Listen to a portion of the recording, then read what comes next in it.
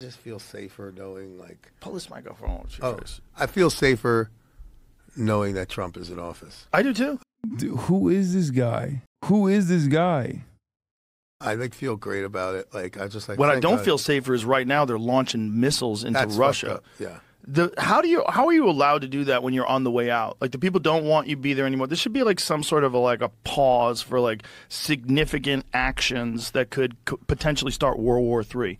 Someone in the chat saying he's the producer of Lean Back. His name is Scott Storch. He's a famous legendary music producer. Okay. Glad that, we got the top intellectual minds on this case. They're going to fix the Russia situation. Maybe that would be a good thing that we would like to avoid from a dying former president. Mm-hmm. It's the whole thing is nuts. I mean, look, I don't know shit about politics. Zelensky says Putin is terrified. F you, man. F you people. You fucking people are about to start World War III. Like, people say I'm pro-Russia for my criticisms of some of the actions that Ukraine has taken on in this process, but you mean? Like, what are they supposed to do, brother? What the fuck? Like, he's not wrong. No, I think once again, this is entirely in the hands of the United States. But of course, never, Americans who are jingoistic and Western chauvinists always discount America's influence in this process. Okay?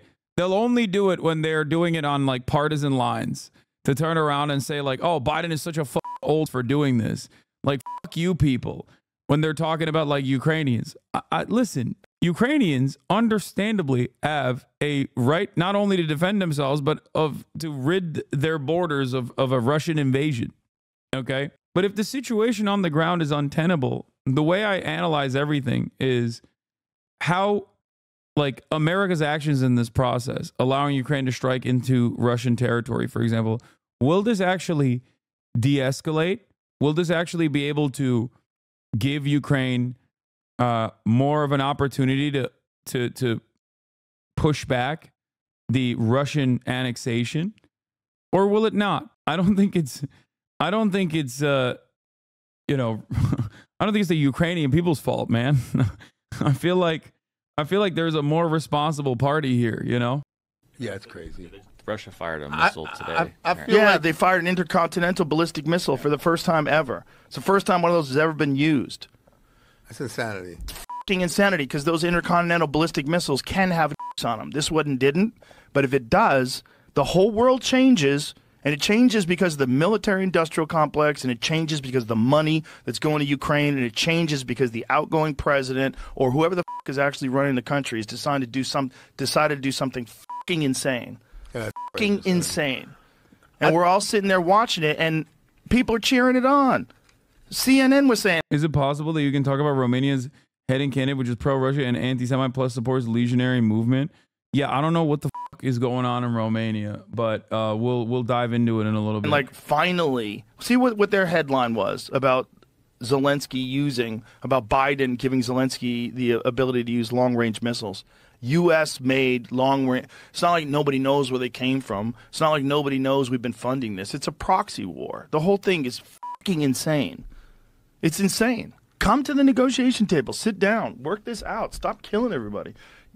Yeah, I think the real responsible party that is Zelensky internally has obviously internal pressure from people to the right of him that want him to never entertain any sort of ceasefire prospect.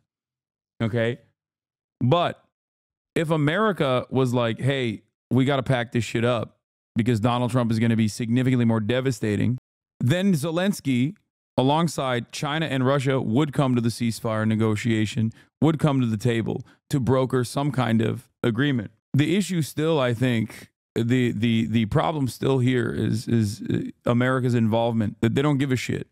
They don't give a shit about Ukrainian emancipation. They don't give a shit about Ukrainians not dying. And I'm willing to bet that they don't even care if Ukraine gets nuked.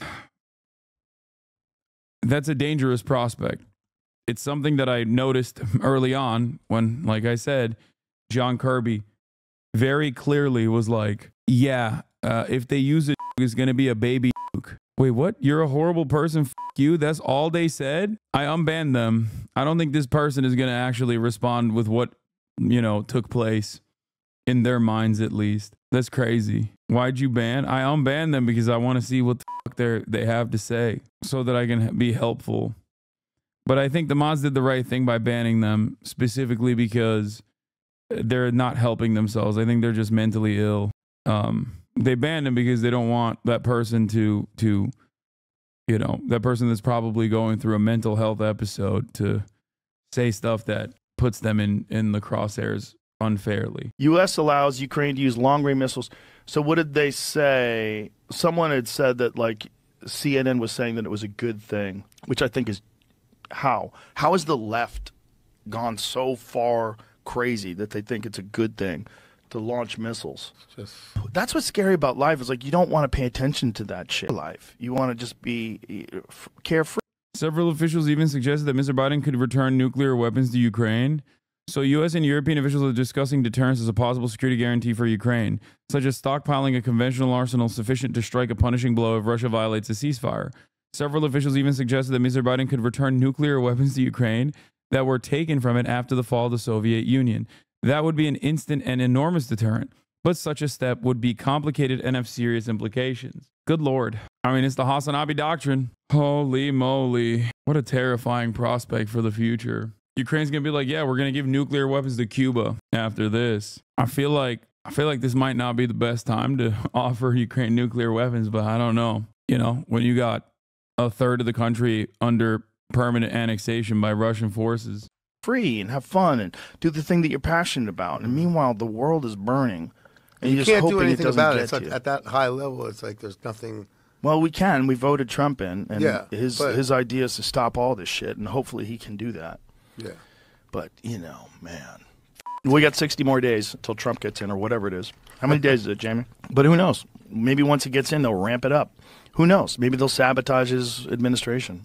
That's what's even more scary. Yeah. They'll sabotage his administration. Yeah. Like Trump is Mr. Peace. He's Mr. Peace, and they're just gonna sabotage his best interest here. People don't want him in power. And the people that are in power don't want to leave power, and they'll try every way they can to keep it. 60 days from today. All right. On the news. 60 days. Just keep your fingers crossed. Yeah. Just hope Putin understands what's going on as well, and Zelensky doesn't do anything stupid. But saying that Putin's terrified, God damn it. It's like you're trying to like tug the tail of a fucking sleeping dragon. Dragons. Yeah. Also, Zelensky, can I get a drug test? Wait, what? I think Klitschko, didn't he? Oh, here it is. Vladimir Klitschko calls Joe a Putin apologist over Ukraine comments. I listened to your latest podcast. I'm sending you this video to let you know that I disagree. Dude, I'm not gonna lie. It's so funny that everyone is right-wing. Like, virtually every side of this is just like right-wing guys yelling at one another. Every corner of the planet is just like filled to the brim with reactionary people. And now they've gotten so much power and they're fighting amongst themselves that they're like eating each other as well. It's so funny. Talk about these American weapons. Like, dude's rocking a 9-line shirt and everything. Like, he's just, oh my God. Being sent to Ukraine, which you believe will lead to the Third World War. So, let me tell you that you're repeating Russian propaganda. Putin's Russia is in trouble, so they want to scare you and people like you. His war was supposed to last 3 days. It has lasted 3 years, thanks to the heroism and sacrifice of us Ukrainians. So you're using the... He's doing the millennial pause. The far right are great to package themselves with left-leaning messaging only to do the complete opposite of socialism because they only believe that people deep down prefer socialism at the end of the day. Yeah, I mean, if there was remember there was another guy who was, there were two guys that presented themselves as leftists early on, or at least like invoked the left-wing populist economic sentiment, while they just had an underlying nationalism that they wanted to actually push for, really. Adolf Hitler and old Benito. Okay.